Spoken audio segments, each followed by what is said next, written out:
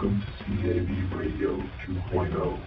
Here are your hosts, Chris Perkins, Mark Cummings, and Jeff Giles. I told you it would be quick. Yeah. Yeah, that was quick. By far the quickest break we've ever taken. But I didn't want to keep our guests waiting too long. I believe that is Mike calling in right now, but we can find out. Hello. Aloha. Aloha. It's definitely Mike. I wasn't sure. It's definitely Michael. I saw the 661 area code, so it's California, I think, right? 661. Well, I'm calling over my Skype connection. I'm calling over the Skype connection. So I was like, okay, I don't know if someone's calling in from California or if this is Mike, but he called in right at 9:30, so I guess it's safe to say that it's Mike. So Mike, how you doing? It's been a little while. We haven't. We tried to get you on the show the last time, and we dealt with the little DoS attack or DoS attack, whatever. You know all about him. You get him quite often. Yeah, the hackers that are trying to shut down the independent media are definitely on overtime right now, and they got lots of money and lots of equipment to work with, and it does get to be a lifestyle after a while to keep them at bay. I have no idea how you deal with them so much, because that one night. I mean, that my laptop is I can only use a few things on my laptop now. I'm gonna have to replace the hard drive. I came up when I was running my malware scans. I had over 1,700 threats, and there was a lot of stuff on there. Yeah, all just from that. So Mark called the internet service provider, and they added some security to it. I don't know what that means, but we seem to be all right tonight. I'm on a different computer, so I really don't want this computer to get messed with, because this is my good computer. So I'm hoping for the best. Well, I know how that works. After the TSA destroyed a very expensive laptop of mine, now I've got a real cheapy netbook that I travel with just in case they drop it again. Well, see, I'm lucky because the laptop that I was using it's like 10 years old, but it was my baby. I mean, it's amazing that it worked as good as that it was working, and it's I'm actually disappointed that it's at where it's at right now. I can only use a few things, like my music production software, video editing software, and a couple other programs and select antivirus programs. It won't let me run all of them.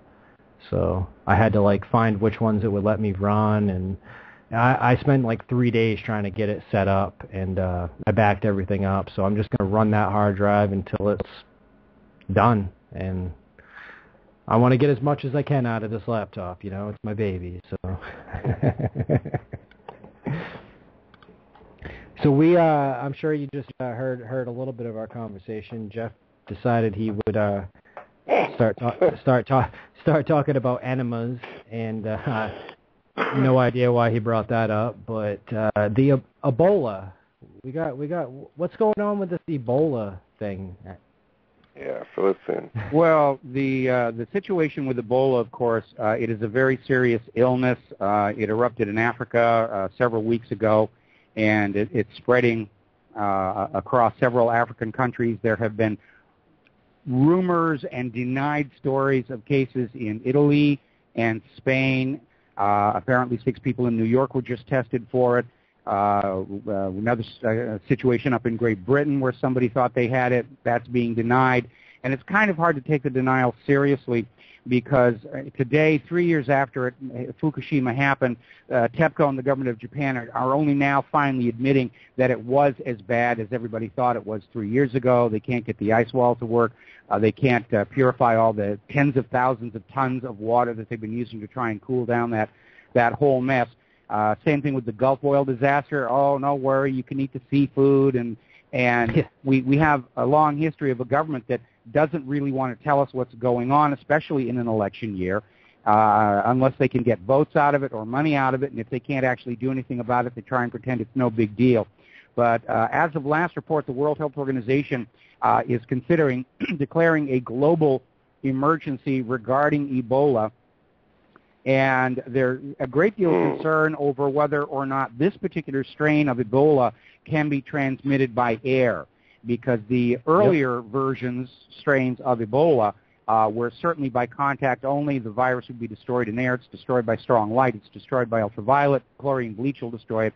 But apparently a couple of years ago, Canadian scientists did an experiment where they took some animals that were infected with Ebola, put them in a room with other animals that weren't, in separate cages separated by distance on the floor. So there was no possibility of direct physical contact, and Ebola did transmit through the air to those other animals. Now, earlier this week, the CDC put up a new webpage at their website about Ebola in which they listed precautions against airborne transmission. Then yesterday, they removed those portions and went back to saying contact only, nothing to be afraid of, nothing to be worried about. But that sounds to me more like politics and keeping the panic level down, rather than actually looking out for what is best for the human population. We keep hearing that they've got an experimental serum made out of GMO-engineered tobacco plants, which sounds like they've been working on this thing since before the Ebola outbreak happened. We've got the idea that they're going to be testing a new Ebola vaccine in September. They're fast-tracking it. And we look back at the long history of very botched vaccines coming out of America's Orthodox medical establishment. 1976 was a good example. We had a swine flu pandemic. The government mandated swine flu vaccines for all Americans, and the vaccine started killing more people than the swine flu did, and they had to cancel that. So I think the biggest problem that the population faces is awareness that they really can't trust what's being told them by the government and the corporate media, certainly not by the pharmaceutical industries. The problem for the government is exactly the same thing. If this is, in fact, really turning into a major crisis, the U.S. government is dealing with a population unwilling to trust and listen to them in order to react to that crisis. Mike, I have a question. As far as the radioactive waters, has the southern hemisphere been affected yet? Because I at first heard that this wasn't going to impact the southern hemisphere for a long time, and I've been buying fish from ShopRite and making sure that, like the last batch of fish I bought was salmon from Chile in the Atlantic Ocean right off the coast of Chile. So do I have anything to worry about? What's going on with that? Do you know? Well, there's a couple of factors. First of all, eventually the radiation pouring out of Fukushima will be in the southern Pacific. We know it's starting to backflow from the west coast of North America to here in Hawaii. A big problem is the fact that a fish can be swimming off the coast of Japan and become contaminated, then swim across the ocean in a migration route and be just as contaminated there off the coast of Chile. One of the problems that we're dealing with, it's very easy and inexpensive to get radiation meters that will detect beta and gamma particles, but alpha particles are very low in energy, and you have to literally grind up the substance and run it through some filtering process to try and get it to detect alpha particles, and it takes a special kind of radiation meter to detect the alpha particles. Now, exposure to radiation in and of itself for a short duration is not necessarily something to worry about. The real issue is contamination. Has that seafood actually ingested a tiny fragment of radioisotope? And if you eat it, does it lodge in your body and just continue to irradiate you from inside until finally you get cancer?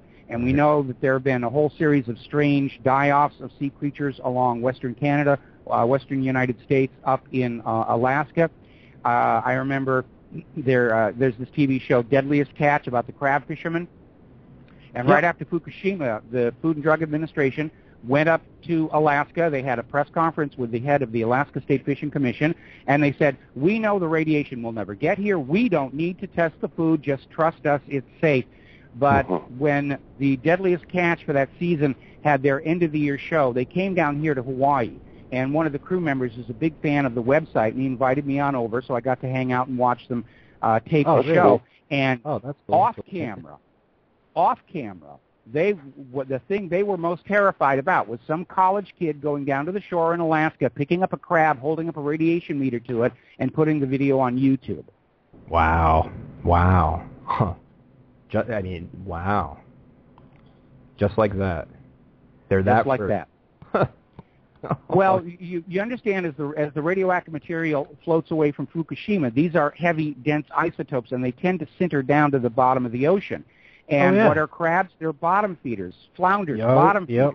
They're going to be just sucking the stuff up, and they can become very quickly contaminated. And if you eat the crab meat, you can then absorb that contamination. And they told you off camera that was their biggest concern. Yeah, they were having a discussion kind of generally among themselves. I was just listening from off to one side. Sure. They didn't know who I was. They didn't know who I was. They didn't know about the radio show or the website, or they probably would not have allowed me to begin with. Yeah. Beautiful. Yeah. Hey. So, Mike, what are we looking at here? Is there a solution, or do we just have to run and hide and hope for the best? Well, unfortunately, sadly, this is one of those irrevocable mistakes, like the Gulf oil disaster. I mean, all those dispersants didn't actually make the oil magically disappear. It just changed its density so it fell down to the bottom of the ocean. So they could say, see, the water looks clear, therefore there's nothing to worry about.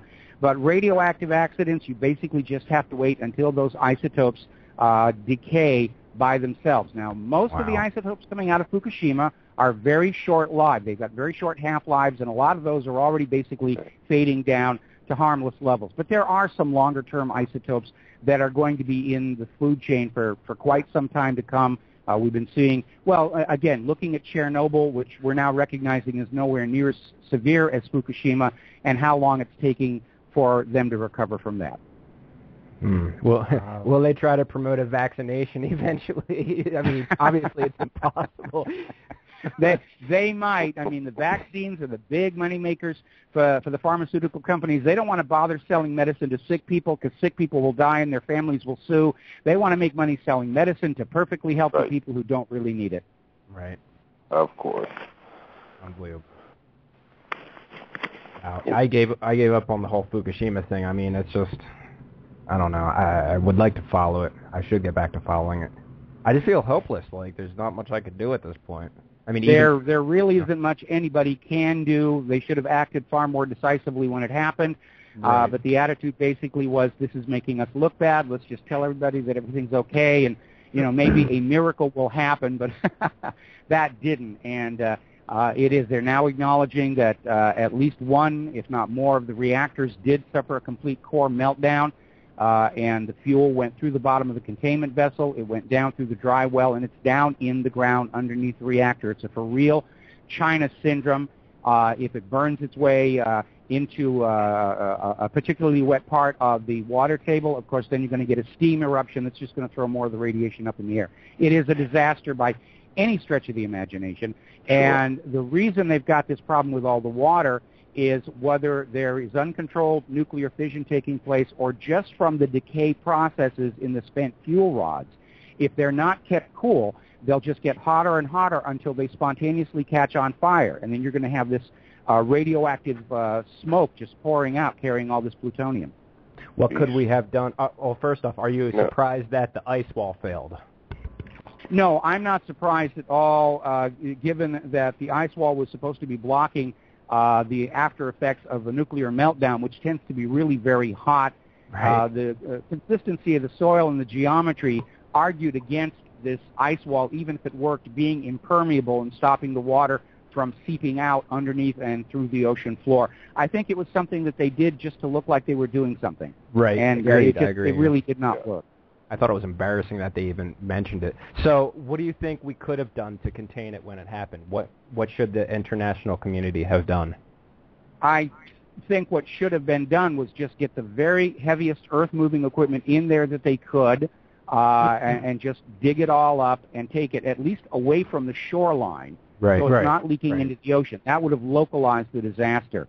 And I understand when you're talking about runaway nuclear fission, you're dealing with very hot materials. You're going to have special buckets on the material to dig it up, like the blast furnace in a steel factory. But they did far too little too late. They spent most of their effort on public relations. Remember when Ash Holder was out there saying a little radiation is good for you?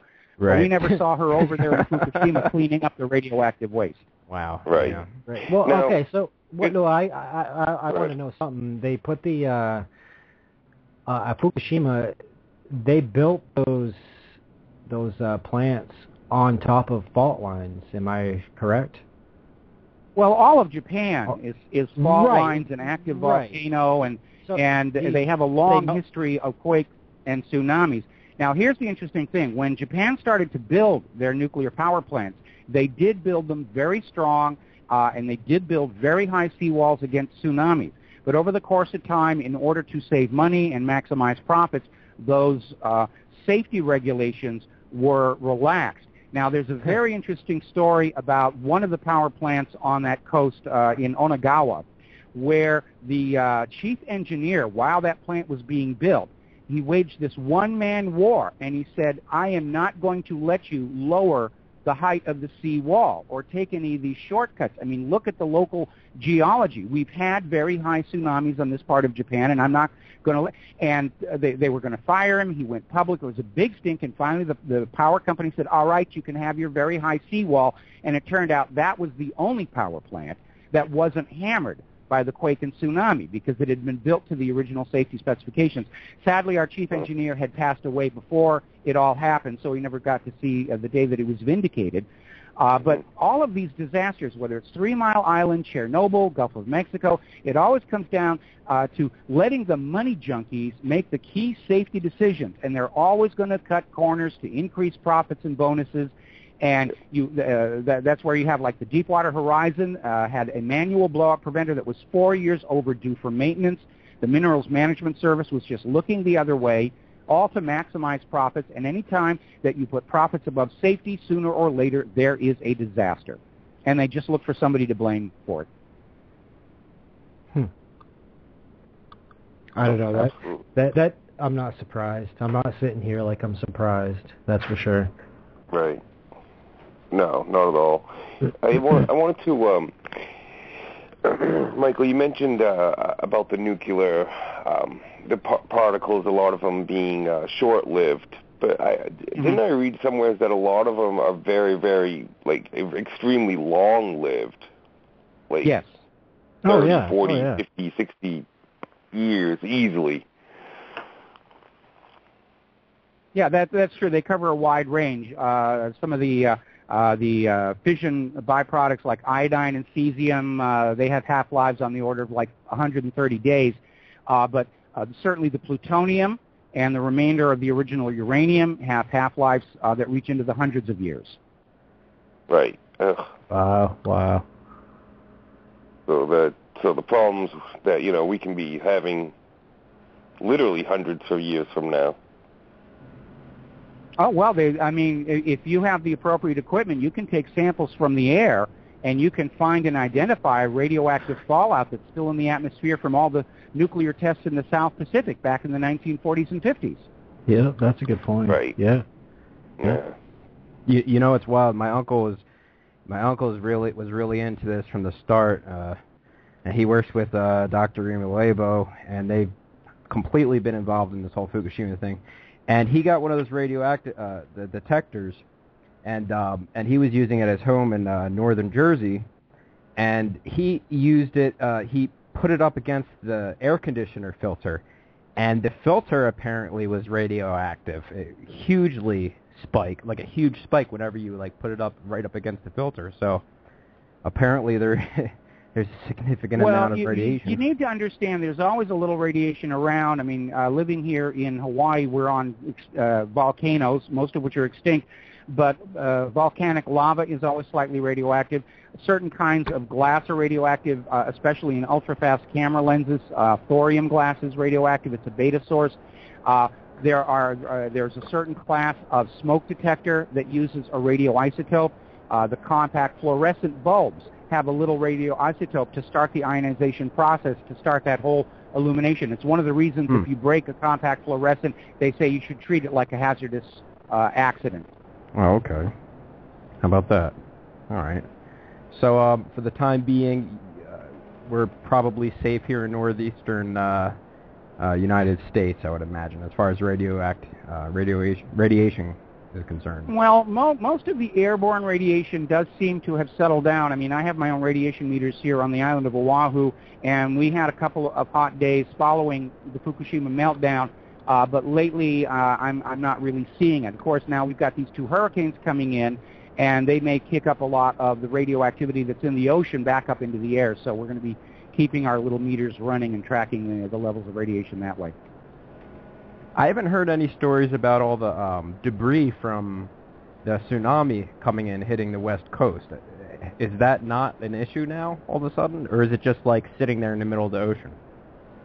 Well, it may be caught in the middle of what's called the Pacific Gyre Current. You know, you've been hearing about this island of trash that's sort of collected together inside this whirlpool. A lot of it might be there. We did see a lot of the debris show up here in Hawaii.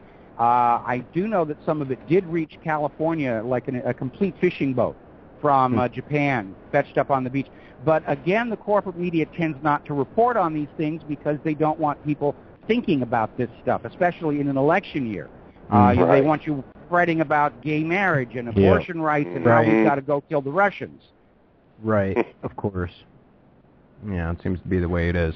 So what do you think about this whole Israel versus Palestine issue that seems to be heating up?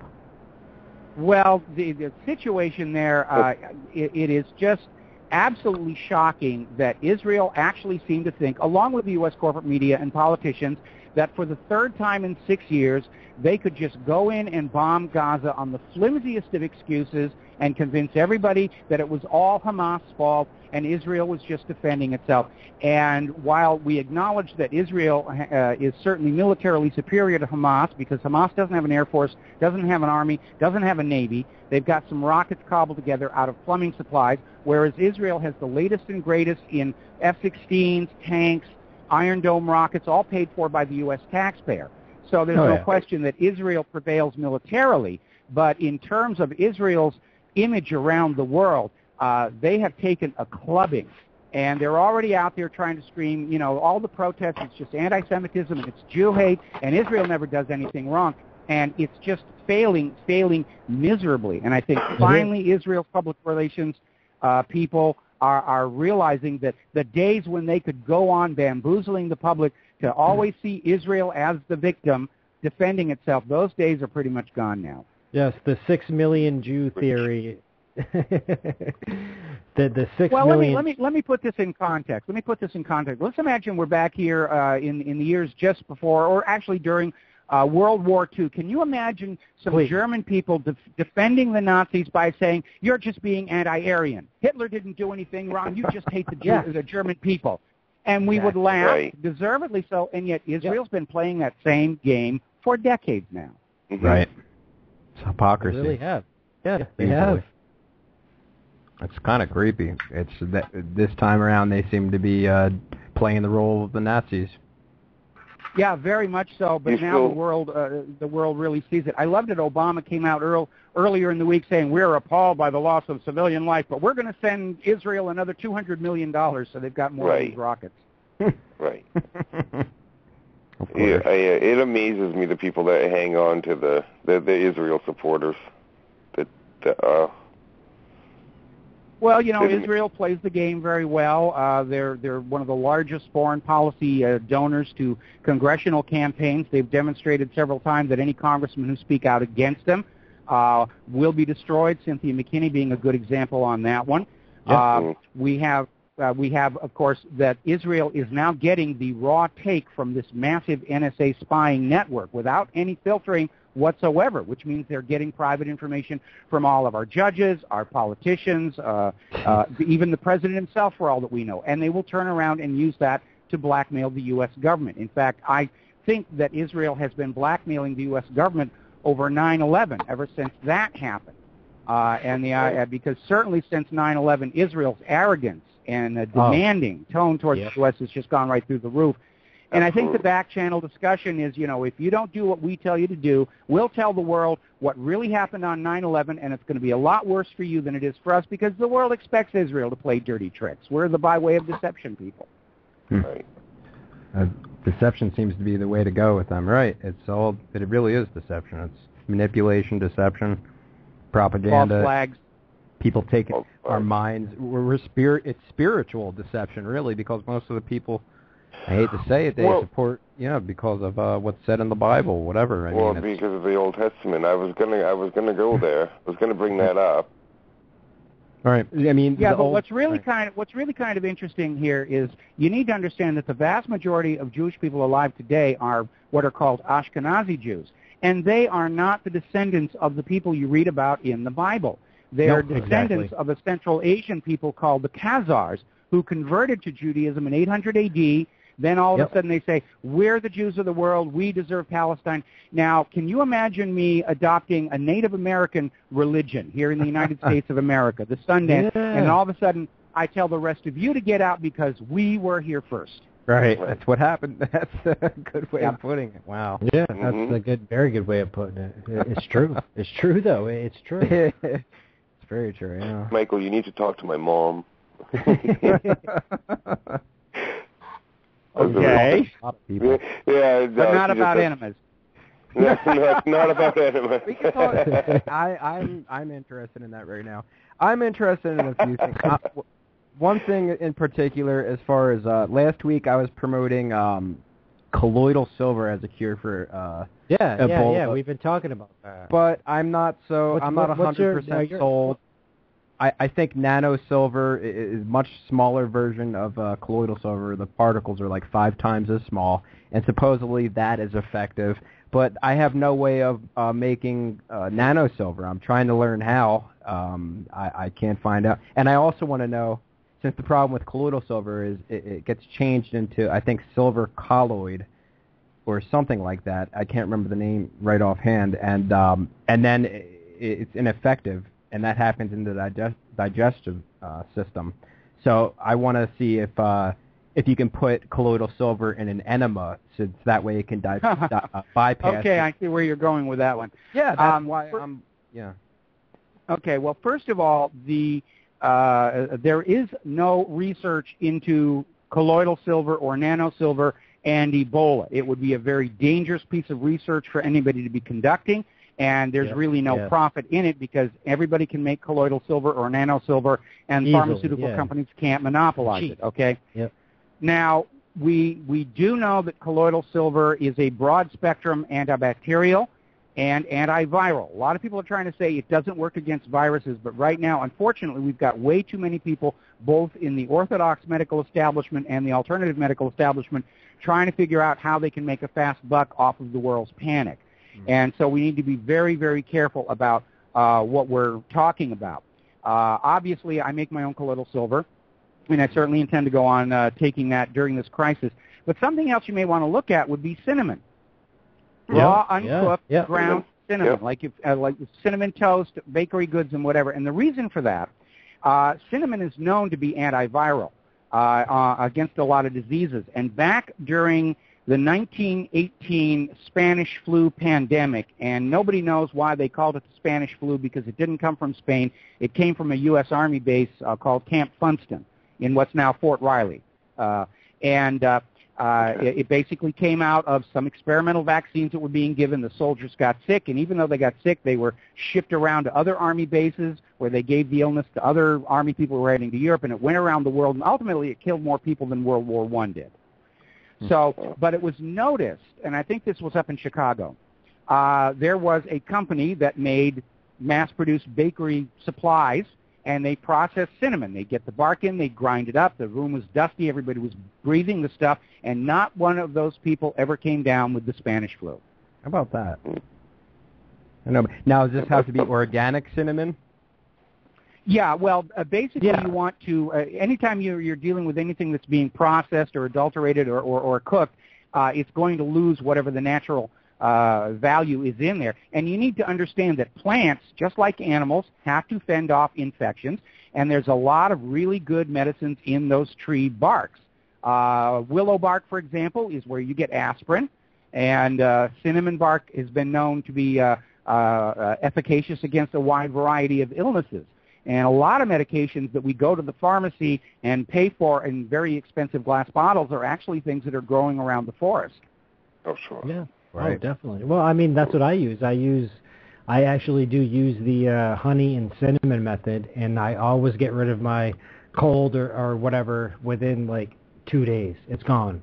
And when I'm again, using it's raw honey, because if you cook the honey, raw honey, yeah, real raw honey and real cinnamon. Yes, I definitely use the real stuff. Yeah. Yeah, those.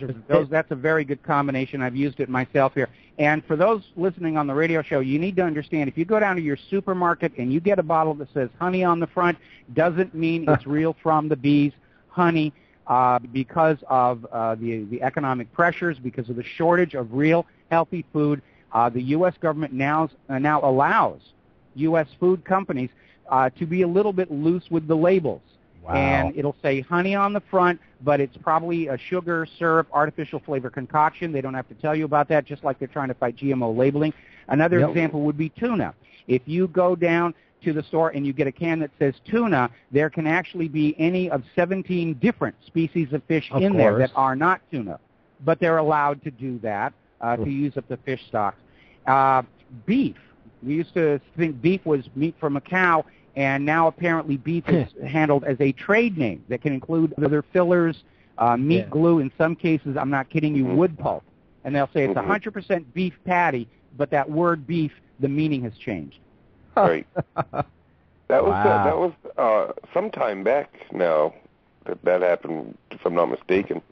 Mm-hmm. You know, multiple years ago. I remember hearing about the honey thing, man, how we imported a bunch from China, and now they're apparently allowing it. How about that? Yeah, well, China started doing it. They pioneered the technology, but the U.S.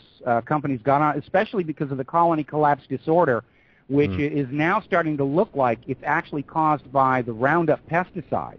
Oh, yeah. And, of course, Monsanto's going to love that, because if the honeybees all die and natural organic farming is destroyed, then we're all going to be forced to always buy our seeds from Monsanto with the latest and greatest GMO technology, which I'm sure those 300,000 farmers in India who committed suicide when the BT cotton failed, will attest to the wonders of modern technology. Mm-hmm. No, of course, it's exactly what they want.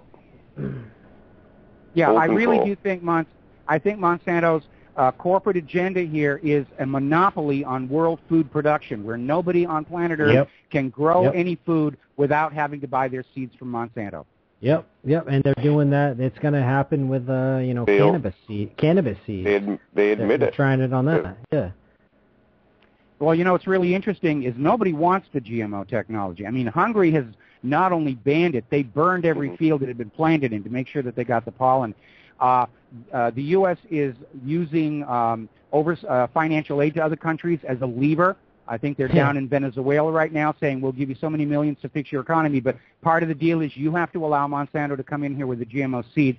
The Trans-Pacific Partnership has hit a major roadblock in that there's a provision in the U.S. version of that agreement that says all the member nations who sign the Trans-Pacific Partnership will ban GMO labeling. And this is a problem because many of these countries in Asia already mandate GMO labeling, like Japan. Japan absolutely mandates GMO labeling for those people who don't want to be exposed to that. And it's a very dangerous technology. It's being very recklessly played with and tinkered with and deployed. We've already seen all kinds of problems emerge with it.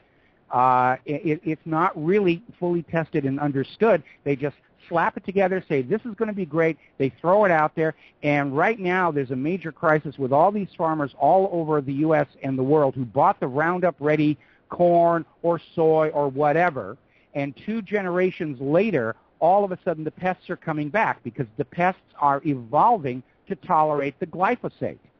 And so now these farmers, they've got the same pests they had before. They're having to dose their field with chemicals again. They're still under contract to buy those very expensive seeds from year to year to year.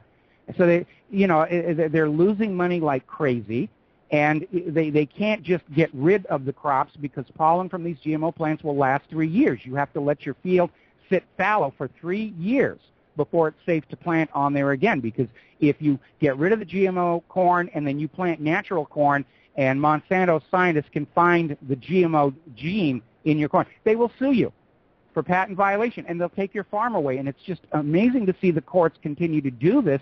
Like the judges don't understand that wind and birds and insects will take pollen from a Monsanto field to somebody else's field who never, ever wanted to have it on their farm to begin with. Right. Yeah, we got a big fight on GMO here in Hawaii. Kauai is trying to outlaw it. The Big Island's trying to outlaw it. What's really scary is that these biotech firms come out here to Hawaii to test grow their more extreme creations on the theory that if something crawls out of that garden and starts eating the tourists, it's just Hawaii and they can sort of cordon it off. But they're doing a lot of their most dangerous testing out here. Wow. So it's limited to food at the moment, right? They're not like creating like hybrids of animals and humans, I would hope. Well, not yet, but we know they're seriously talking about it. They're talking about literally tinkering with the human genome. Apparently, there's already one experiment underway where they've combined DNA from 3 parents to make a synthetic child. And the problem with GMO engineering, when we talk about Fukushima or Chernobyl or 3 Mile Island, it blows up. You concrete it over and you wait for the radiation to go away, and that's the end of it. But if you make a mistake in the code of life itself and it breaks into the wild, there's no getting it back. It just keeps on going forever. And one of the scariest things that I've heard about in recent years has to do with a corn that contains what's called the epicite gene.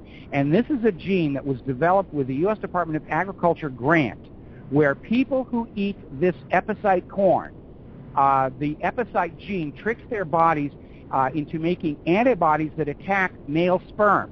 So if you're eating this corn, man or woman, you are no longer able to have children. And can you imagine if that epicite gene blows into the wild, gets onto corn that's not supposed to have it, you're looking at a potential extinction level event. And I'm sure Monsanto's already coming out with their Roundup Ready baby for those rich enough to have a kid, and they'll ship it to you in a glass tube or something. It appears to be what they want. They want us to be sterile. It's just, and sick. Well, we're seeing this whole population control agenda. A lot of people are wondering if this Ebola outbreak is some kind of covert population control. And I understand there's a population problem, and there always will be, because sex is more fun than dying. The problem I have with the population control advocates is they always want somebody else to die or go without children to solve the problem. Right. Oh, yeah. I'm a firm believer that it's a conspiracy on that level, as far as it's all intentional. And, well, you know about National Security Study Memorandum 200, right? I'm sure I've heard it before, not specifically as you put it. I mean, so. All right. Well, back when Nixon was president, Henry Kissinger put together a study called National Security Study, and he wrote a memorandum, and it basically said that third world overpopulation represented a strategic threat to the interests of the United States of America, because those people living in those third world countries were using up all those resources that American corporations needed.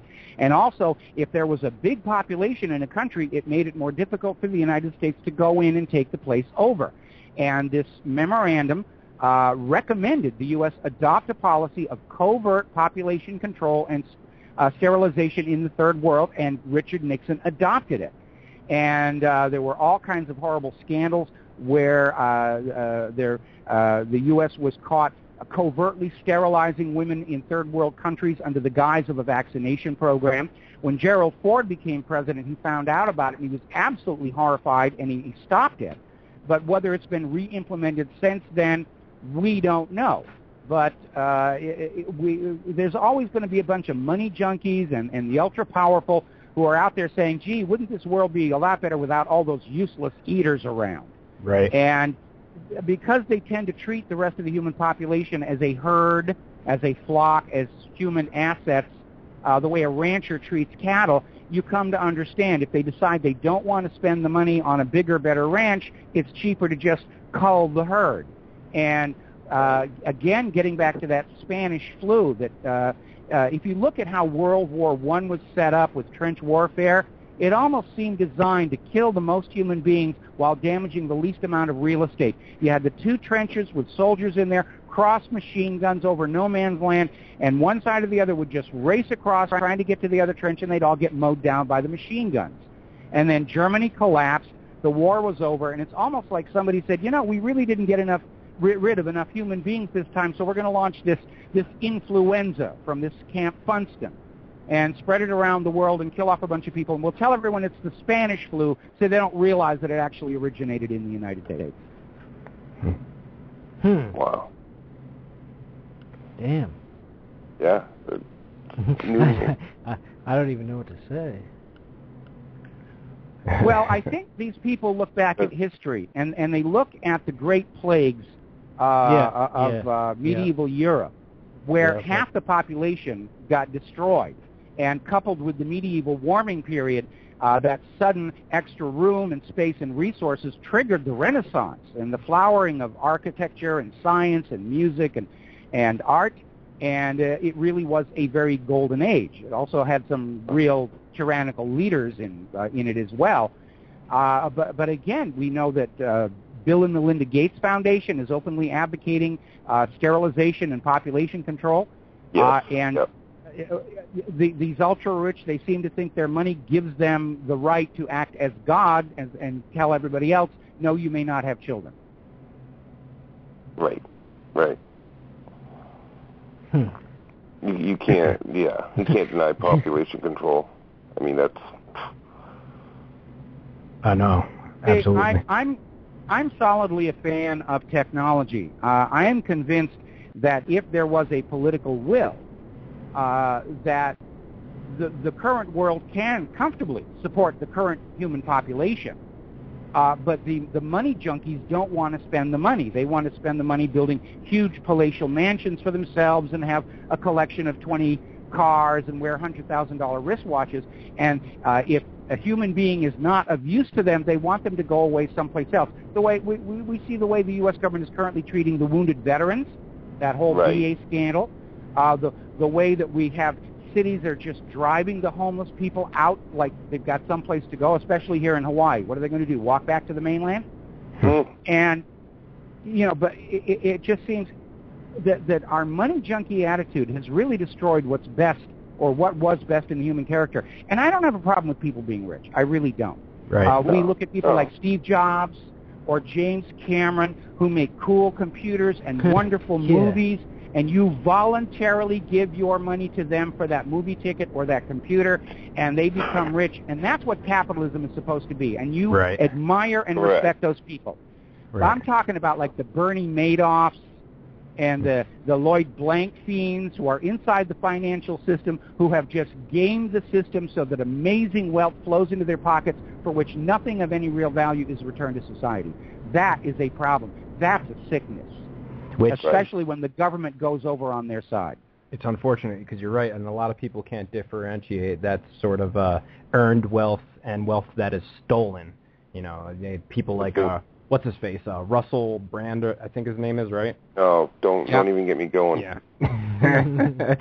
And what's the connect? His girlfriend. Russell Brand, I think, has made his money. I don't think he stole it here. I actually worked with him out here. No.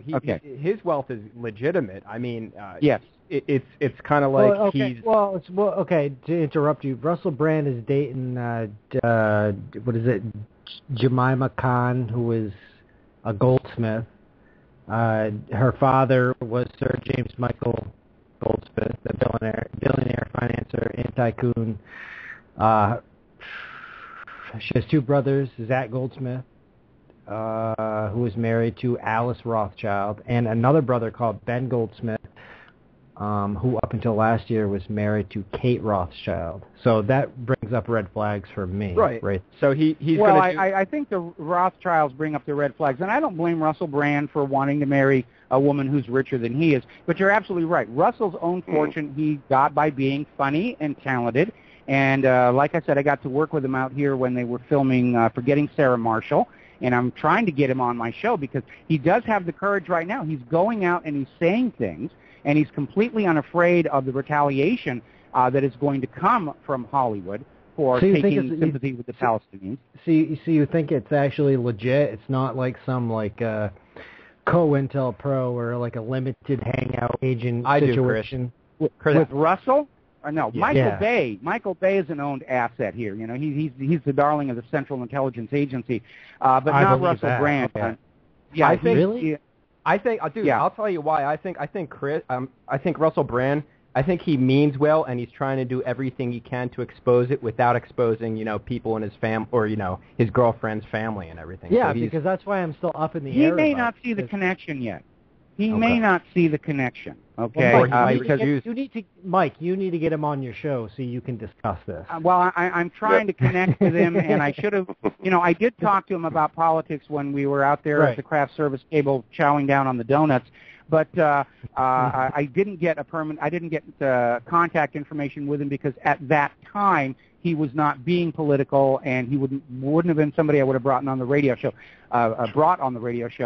Definitely now he is, and I'm trying to work through some intermediaries to get a message to him that I would like to have him on my show. What's he going to do when he realizes that, though? I mean, he's like, wait a second, I'm dating someone who's like family. No, he knows. He knows, though. He knows. There's no way he doesn't know. I mean, come on. Yeah, I guess he would have to, but does he realize the significance is the question. See, that's why I'm still up in the air about it. I mean, it seems kind of I have to be very honest. Russell's political awakening is fairly recent, and I don't think he sees all the layers of the onion. I mean, I've been doing this for over 20 years, ever since the Vince Foster case. Right, yeah, okay. So kind of like when we started getting into it, we didn't really know everything, so I can see that. I can understand what we're saying. I'm just not buying it with him. There's something about him. Yeah, well, the thing, there was the interview where he was calling for like a revolution or whatever. That was the whole thing that I didn't like, because he wants to redistribute the wealth and all this, and that's where the whole Rothschild come in, because so you're going to redistribute the wealth of the Rothschilds, and you're going to trust them to I think back when he was doing that talk about revolution and everything, I think that was a publicity stunt to try and revive his sagging fortunes as a celebrity. But more recently, it does seem like he's actually thinking about what he's saying a lot more. Yeah. And nobody bursts out instantaneously aware and concerned. It's always going to be an evolution. It certainly has been for me for 20 years, and I don't claim to know everything yet. Every week that goes by, I'm learning some new dimension or aspect of how this all goes together. I think I've got a pretty good grab on it. How all of this does track back to those private central banks and their desire to use that system of banking to enslave all of humanity. Russell may take a few more years to get there, especially if he's in fact married into the family. Right. Sure. I hope he doesn't get married. He's at this point. Right. You could see. Get him on your show. Get him on the show. I want to hear from him. As soon as I can. Make sure your lines are open, because I want to call in. I really would. I have just as he hasn't married into them yet, so there's still time. He still dating her. Red flag. She's good for his image. I have a distant relative. Maybe, but I don't know. He was dating what's her face there, Katy Perry, right? And so that whole thing just kind of, the whole MK Ultra thing kind of, it gets me, because you never know. You really don't. You need to remember, 90% of MK Ultra turned out to be complete junk. I mean, my favorite story from that, I know we're almost out of time here. My favorite story was MK Ultra actually set up a bordello in San Francisco, including bondage and whips, and they had drugs and LSD, and they ran this thing for 9 years trying to find the ideal combination of kinky sex and drugs that would cause people to reveal their deepest secrets. And they got absolutely nothing until finally the plug was pulled during a budget crunch here. But can you imagine trying to get a new job with that on your resume? Ran a bordello for MK Ultra for 9 years, accomplished absolutely nothing, but boy, did we have a good time. Right. Try and get a job with that on your resume. Oh, wow.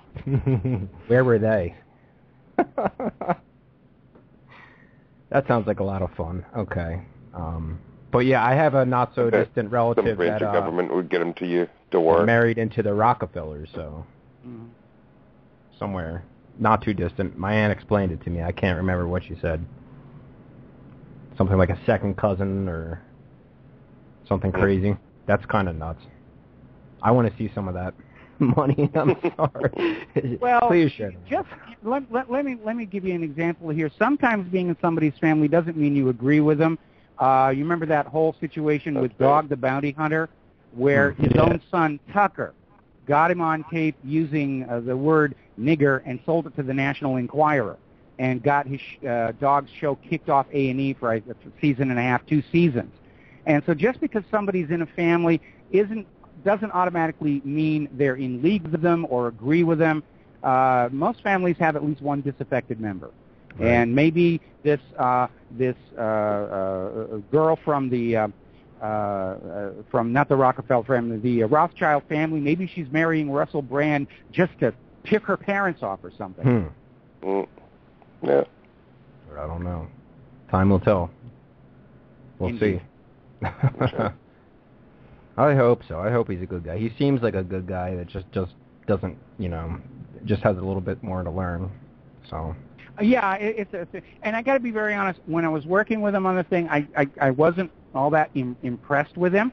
But listening to him more and more recently, he's obviously doing a lot of growing and a lot of thinking, and I have a lot more respect for him now than back during the filming. He's attempting with his podcast. I mean, that seems to be like he's having a lot of fun with that. I watched a couple of them. Yeah. So that's he's reaching a whole new audience. He's reaching a whole new audience. I think maybe. Do you remember the musician Sting, where he'd go for 3 or 4 years with a band in a particular music style, then he'd just scrap it, and he'd reinvent himself because he wanted to do something different. And I think Russell Brand is going through a little bit of the same thing, because he made his fame and fortune as this goofball comedian, and maybe he's tired of it. And now he says he's thinking, I want to go out there and I want to be seen as a more serious, down-to-earth, concerned human being. Okay. Maybe. Hope so. But I'll ask him when I get him on the show. That's right. Yeah. For sure. I really hope you get him on the show now. I know I saw something on your webpage where you were trying to figure out how you can get a hold of him and everything. So you're the person. You're the person that I would want to get him on the show. I think that's the perfect person. Michael Rivero is absolutely the perfect person to get him on the show, and I'm excited for that. So. Get that done. I'll listen. I will do my best. But you need to understand that from the point of view of corporate media and entertainment, I'm still an outsider. I'm a very well-known, prominent outsider, but I'm an outsider, and people are very nervous about being associated with me. Now, on Friday's show, assuming... You got recent threats, right? Didn't you get some recent threats about some... I get those all the time. Yeah, I get those all. Don't even pay attention for criticizing Israel and saying. I saw something on your page saying you were getting messages about people saying like, "Oh, we'll never hire you in Hollywood" or whatever that is. Oh well, that's kind of a moot point here, because halfway through the first season of Off the Map, which was a really cool show, I'm sorry it wasn't renewed. But I reached the point where the radio show and the website were just taking over my life, and I'm not young anymore, and I just had to make a choice what I was going to do, and so I've kind of walked away from film production, and I don't know that I'll ever go back until Peace and Prosperity breaks out. And so because of that, I can be a little bit more direct and honest about what I'm saying. It was interesting, in the Hollywood Reporter today, they were having an article about how all of Hollywood's power brokers are now coming down on all the movie stars and recording stars and celebrities who were speaking out in sympathy for Gaza. And I wrote a comment in the article saying, isn't it amazing that Jewish control of Hollywood, which has been fiercely denied for decades, is now prominently on view for the entire world to see? So, Mike, speaking of this whole Jewish thing, I have a question here. It's partly a theory. Yeah, get it in quick, because Mike's got to go pretty soon here. Yeah. Okay. What if the whole Israeli thing is all they are trying to do is to the purpose of it all is to make Jewish people look bad because they want to bring about another Holocaust? Because I know there's the theory that the elite are all into Satan worship and all that stuff, and they hate Jehovah. That's like their arch enemy or whatever, their main enemy. And the Jewish people worship Jehovah, so that would make them like the enemy of the elite. So I think my theory is over all all these years, they put these Jewish people in the positions of power so that they can come off as patsies and people can kind of blame them and it can. You're close, but you're not right there. I think the real danger here is that Israel has intentionally blurred the line between the actions of Israel's government and the world's Jewish people in order to claim that they're acting on behalf of the world's Jewish people and that any opposition to Israel's government is anti-Semitism and Jew hate. I don't think Israel's government really cares about Jews who are not supporters of Israel at this point, Right. and they're willing to sacrifice them for their political gain. My concern right now is that Israel's ultimate agenda is to trick the United States and Russia into a mutually destructive nuclear war, Wow, which will leave yeah. Israel and their nuclear arsenal pretty much in control of what's left. Wow. No, you're right. They definitely seem to be set on the idea of bringing about a World War III. It seems to be where it's going to start. No doubt. Yeah. It's creepy. I mean, it's like a bunch of psychopaths, Sure. really. It really is. Anyway, gentlemen, I hate to be this way, but I'm going to have to sign off. I have another situation I need to get to. Yeah, Thanks it's for okay. coming on. It's 10:30, so we kind of planned it better than normal. We did good tonight, but yeah. Mike, it was a pleasure speaking with you. Yeah. For Oh, sure. thank you very much. I look forward to doing it again. Thank you. Thanks for coming on, Thank man. you, Michael. Thank you.